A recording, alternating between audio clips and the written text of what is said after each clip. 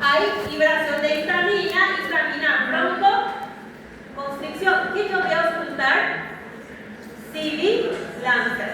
Pero el niño no tiene un historial de cuadro respiratorio o gripal. Eso es un criterio menor. Otro criterio menor, ¿sí? Que este niño llegó a desarrollar cuadros de rinitis alérgica en los primeros años de vida. ¿Por qué? ¿Cuándo iba a ser criterio mayor? Si fuera después de los 10 años. Antes de los primeros años no desarrolló eczema, sino que desarrolló rinitis alérgica. Eso es un criterio menor, ¿sí?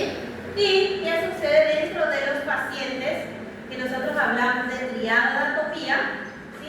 Ellos tienen una hipersensibilidad a cualquier alergia. Normalmente siempre se asocia a cuadros, por ejemplo, de intolerancia a la lactosa o de celiaquía. Eso es criterio menor, ¿sí? Voy a mostrar ahora aquí con el criterio para que socialicen todos los criterios.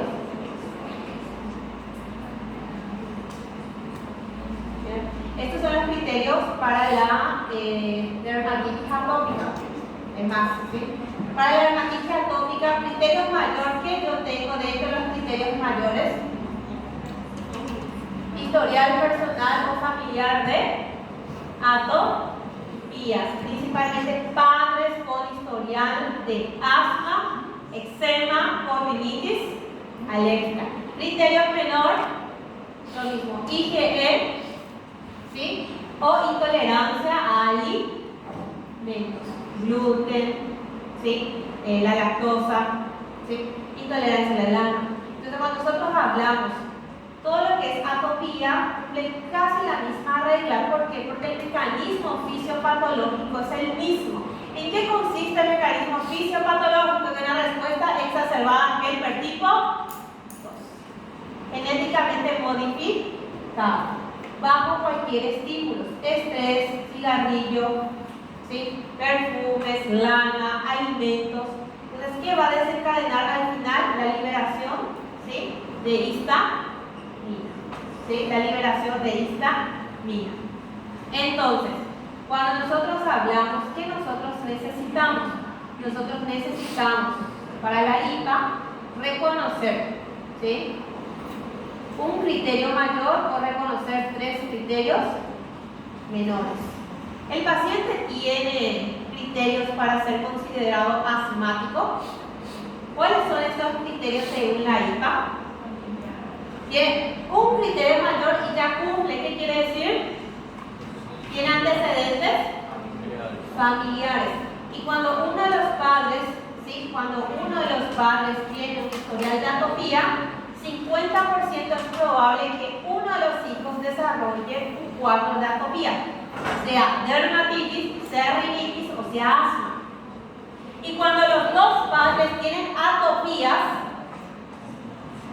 se va al 90% que este niño desarrolle cuadros de atopías. No solo una atopía, puede desarrollar rinitis, puede desarrollar asma o puede desarrollar eczema atópico, ¿sí? ¿Qué tenemos que atender? Que el paciente no haga la triada seguida, sino que sea cortado, ¿sí? Entonces, ¿cuáles son los criterios de la IPA que cumple el paciente?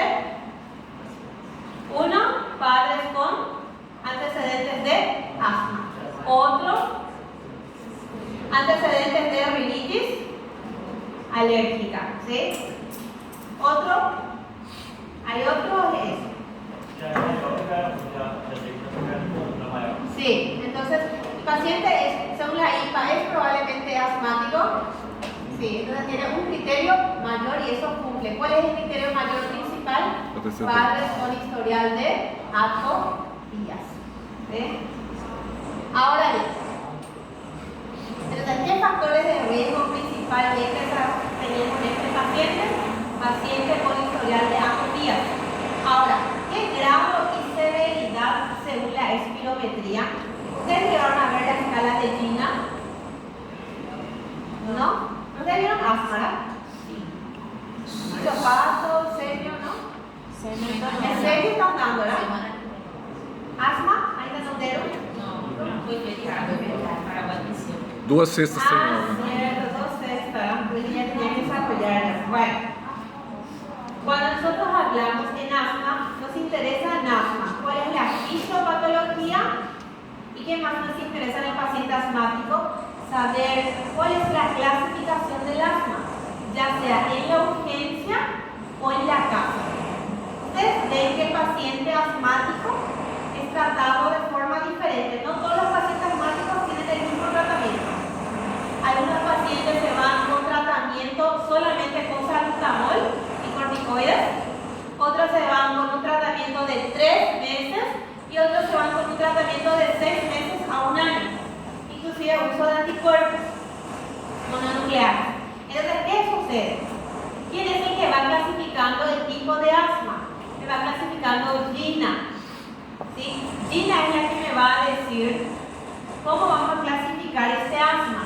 Este asma es intermitente, este asma es persistente, este asma es leve, moderado, grave. Porque eso me va a ir hablando de que si yo voy a ir tratando al paciente más adelante, 3 a 6 meses de tratamiento, o el paciente solo va a requerir para sus crisis. Después tenemos la otra clasificación, ¿sí? Que tengo que pasarles acá, pero le pasé acá. Es el siguiente caso clínico que voy a traer. Que es la clasificación, y que quiero que vean que es la clasificación en la urgencia. En la urgencia también se clasifica de otra manera. Hay 2 clasificaciones para el asma, 2 escalas que son muy importantes. ¿Qué me dice Gina? Gina me dice, ¿cómo voy a clasificar al paciente asmático en la casa? ¿Y cómo voy a clasificar en la urgencia? Porque clasificando en la urgencia me va a decir cómo yo voy a manejar el paciente en la urgencia. ¿Sí? No es lo mismo un paciente asmático que me está hablando y tenga dificultad respiratoria, o un paciente asmático que no puede hablar, tiene que estar sentado para respirar mejor, o un paciente asmático que tiene que estar, no puede sentarse, tiene que estar parado para respirar mejor. Un paciente asmático que yo junto a auscultaciones al final de la expiración, toda la expiración, inspiración o expiración, o que yo no ausculte más sibilancias. ¿Por qué? Porque yo puedo ir desde tratamiento de salbutamol, oxígeno, adrenalina, o puedo sospechar de un paciente que va a entrar en parada. Entonces, cuando nosotros hablamos, el paciente asmático tiene tabelas o tiene escalas que tienen que ser manejadas. Dentro de esta escala, primero es definir, ¿este paciente asmático es un paciente intermitente? ¿Qué me va a decir Gina que se clasifica el paciente asmático? Me va a decir, ¿cómo son los síntomas durante el día? ¿Cómo son los síntomas durante las noches? ¿Cuál síntoma tenían durante la noche? Por broncoconstricción que puede generar durante las noches, por irritación llegar a tener tos.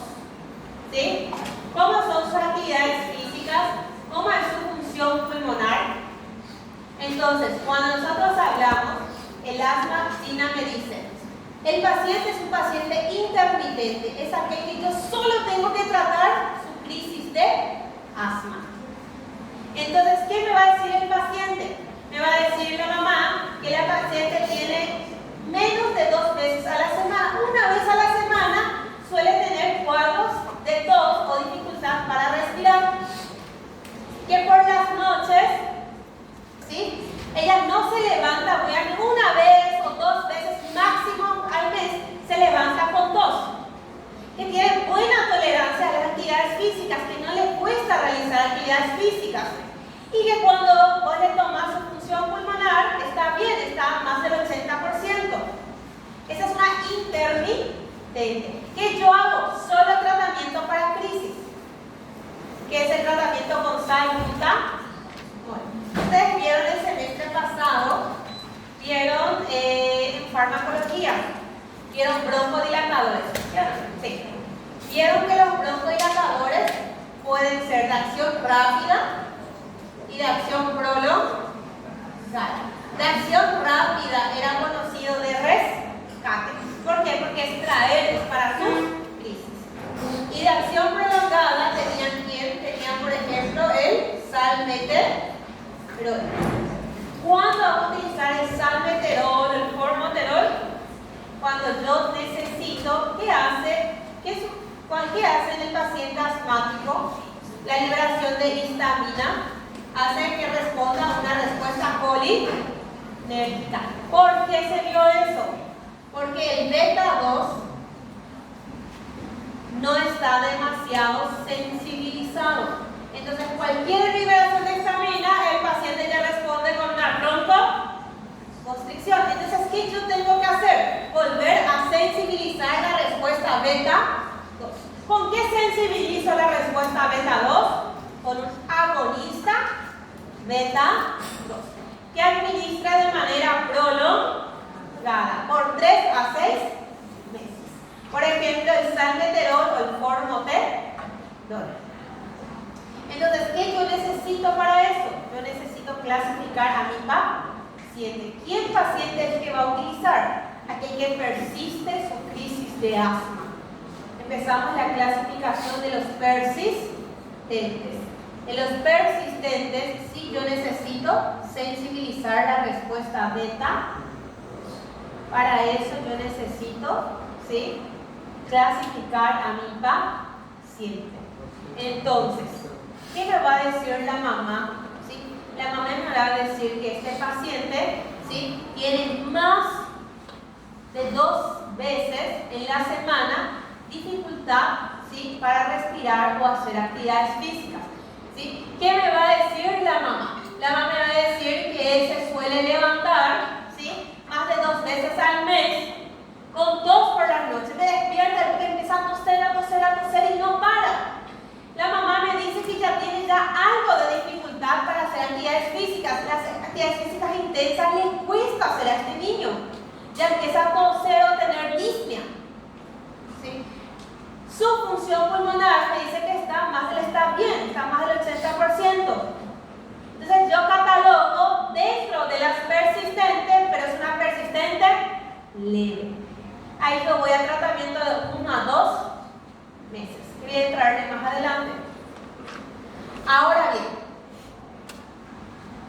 el niño empieza a tener más episodios. Ya le cuesta hacer actividades físicas moderadas, ¿sí? Ir, correr ya empieza a generarle dificultad para respirar, ¿sí? Se levanta constantemente más de una vez a la semana, ¿sí?, durante las noches para toser. Anteriormente era cada mes. Ahora las veces por las noches o las 2 por la noche, ¿sí?, ya suele ser semana. La mamá te dice, cada semana tiene 1 o 2 episodios de tos que no me dejan dormir. Ahí ya entramos en una persistente moderada. Y la mamá me está diciendo que diariamente ya tiene cuadros de dificultad respiratoria y que diariamente tiene que estar con su bombita de salbutamol. Ya no le funciona su bombita de salbutamol. Todo el tiempo está con chillido de pecho. O empieza a toser y se le va el aliento, se le va el aire. O la mamá me dice que durante el día, cada rato del día, tiene que usar su bombita de salbutamol porque tienen varias crisis al día. Todas las noches se levanta con tos. Es porque entramos en una persistente grave. ¿Sí? ¿Qué me va a decir eso? El tiempo de tratamiento.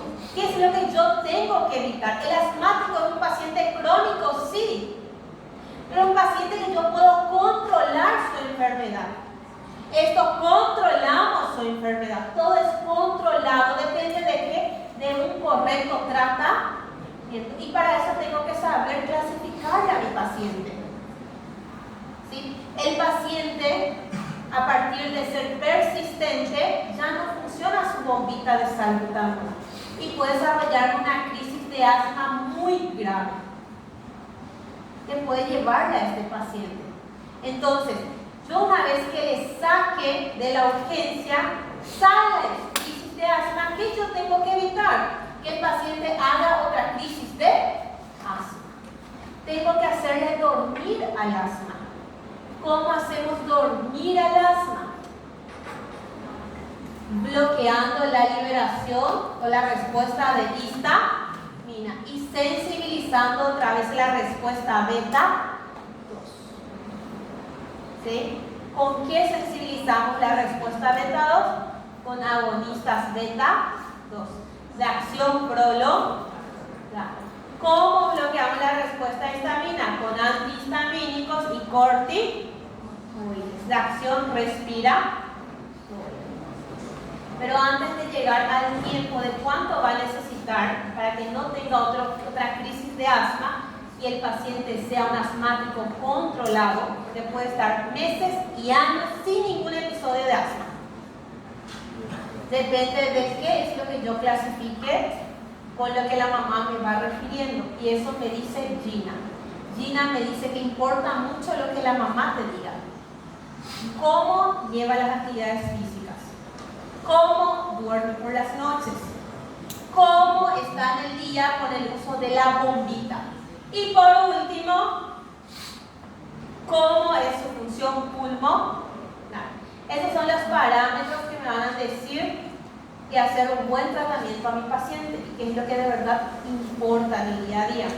Entonces, nuestro paciente, ¿cómo le catalogaron a este paciente?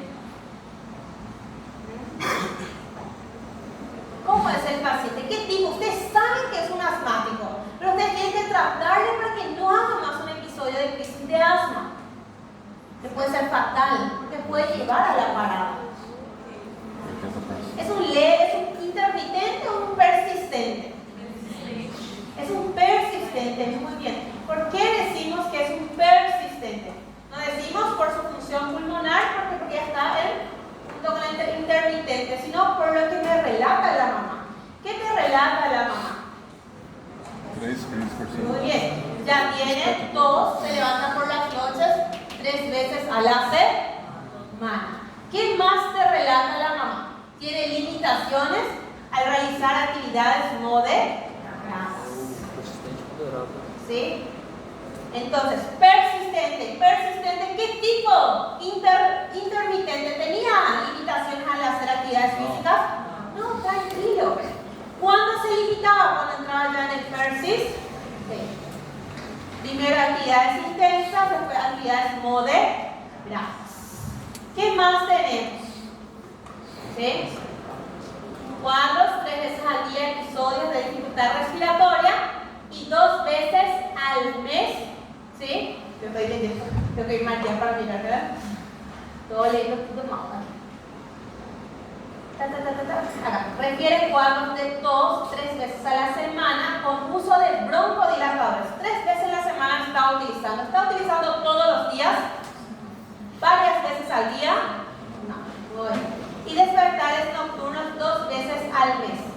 Entonces, ¿qué tipo de asmático va a clasificar este paciente? ¿Es un asmático grave? ¿Persistente grave? No. Para ser persistente grave, ¿cómo tenía que ser? Varias veces al día. ¿Sí? Y todas las noches se levanta. ¿Es un persistente moderado o es un persistente leve? Persistente moderado, ¿sí? ¿Qué le diferencia del persistente leve? Acá tenemos persistente moderado. ¿Cómo son los síntomas nocturnos? Son aproximadamente 2 veces al mes.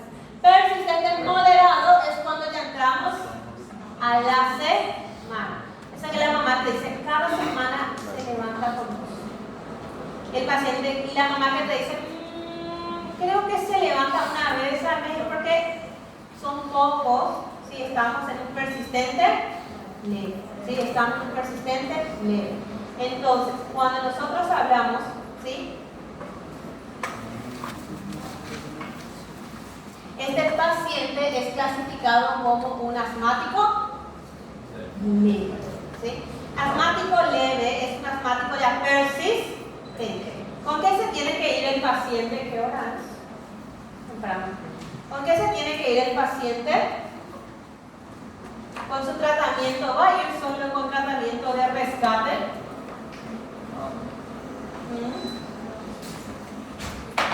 Tiene tratamiento, nosotros tenemos tratamiento de rescate,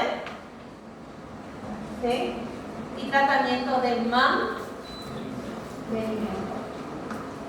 ¿En quiénes tenemos esto? Rescate tenemos en el intermitente y en el persis.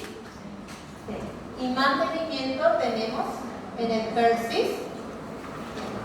Entonces el paciente se va a ir con su tratamiento de rescate y con su tratamiento de mantenimiento.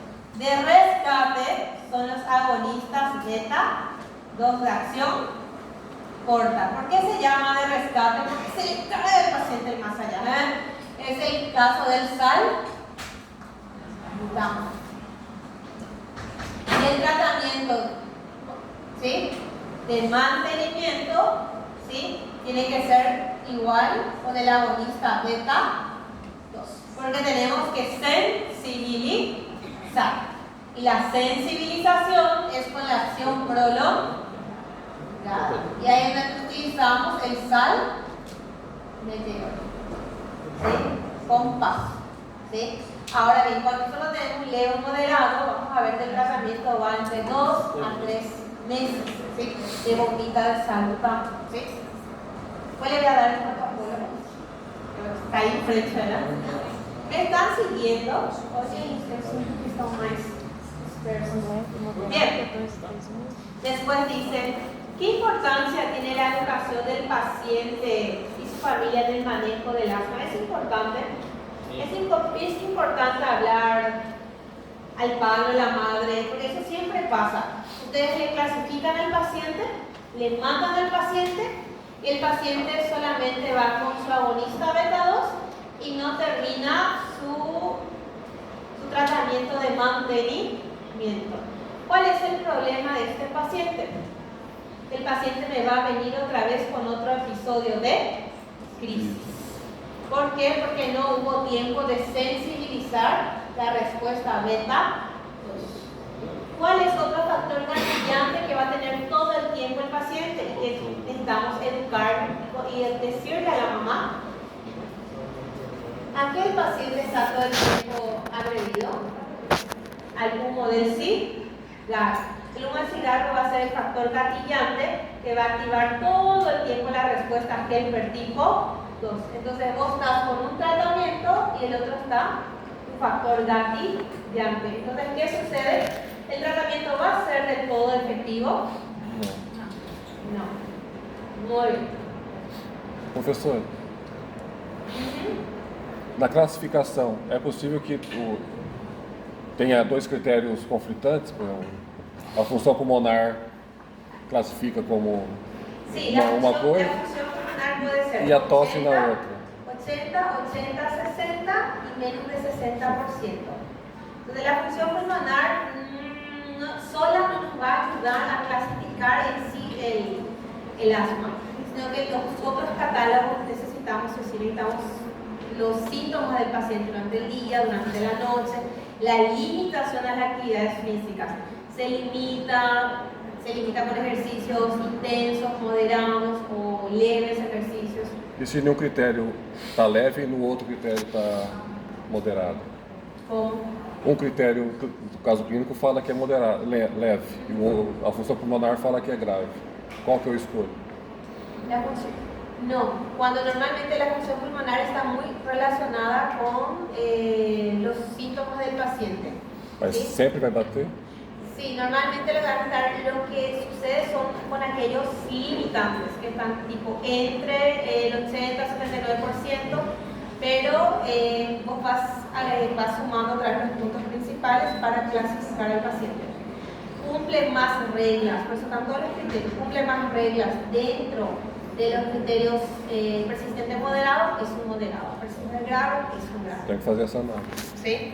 La próxima semana yo les voy a traer un simulado para ir practicando y también durante las crisis, porque Gina también clasifica las crisis de asma. Las crisis de asma va a clasificar según la auscultación de tu paciente, ¿sí? Entonces ahí se va a ir para hablar de utilizar solamente salbutamol o iniciar uso de adrenalina, por ejemplo, ¿sí? Si el niño va a entrar en parada o no, eso es fundamental, ¿sí? Pronto, adrenalina no caso só usa em efeito de emergência. Sí, cuando vos clasificás, ¿por qué? Cuando nosotros, a ver, yo les traje porque estamos entrando recién en asma. Nosotros tenemos, Gina clasifica el asma según lo que te relata la mamá, que me va a decir sensibilizar o no la respuesta beta. Y Gina me va a clasificar en la urgencia. ¿En la urgencia para qué? Me va a decir cómo está esta vía aérea, cómo yo tengo que trabajar. Yo tengo que iniciar rápidamente con uso de agonistas beta 2 o corticoides únicamente, o ya tengo que iniciar uso de adrenalina. Porque un gran paciente con crisis asmática puede hacer una parada respiratoria.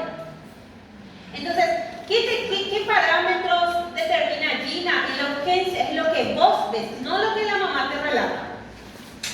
¿Qué vos ves? Uno, ¿qué ustedes auscultan? Las sibilancias. Las sibilancias, ¿cómo tienen que ser? ¿En qué momento? Expiratorio, pero en la urgencia no necesariamente va a ser expiratorio. ¿Sí? Entonces, ¿qué te dice Gina? Te dice que esta crisis de asma puede ser leve, puede ser moderada, puede ser grave o puede ser severa con parada respiratoria. Gina, ¿qué te dice? Un paciente con crisis de asma leve, que tiene que rescatar primero antes de darle ese mantenimiento, ¿sí? Pero está muy en relación esto con esto, ¿sí? Entonces, ¿qué te dice el paciente? El paciente asmático leve es el paciente que te viene hablando, tolera bien, está posicionado, está acostado, tranquilo, y te cuenta cómo fue su crisis de asma. Vos no ves musculatura accesoria. Y vos escuchás o auscultás, ¿sí?, las sibilancias al final de la expiración, que es lo normal. Un paciente con crisis de asma moderado es el paciente que ya no tolera estar acostado. Tiene que estar sentado para mejorar su entrada de aire. Y que vos auscultás las sibilancias en toda la expiración. Desde que inicia hasta que se va. Un paciente con crisis de asma grave es aquel, ¿sí?, que está sentado, es el que está parado para mejorar la entrada de aire y te habla entrecortado. Vos auscultás, ¿sí?, sus campos pulmonares y tiene sibilancias tanto en la inspiración como en la expiración. Y tiene uso de musculatura accesoria, principalmente los intercostales. Una severa es aquel que ya está utilizando aleteo nasal y tiene la misma clínica. Y uno que entra en parada es aquel que vos te vas, le auscultas y decís, seguro, ya no tiene sibilancias, entró en parada, ¿sí? No puede no tener sibilancias.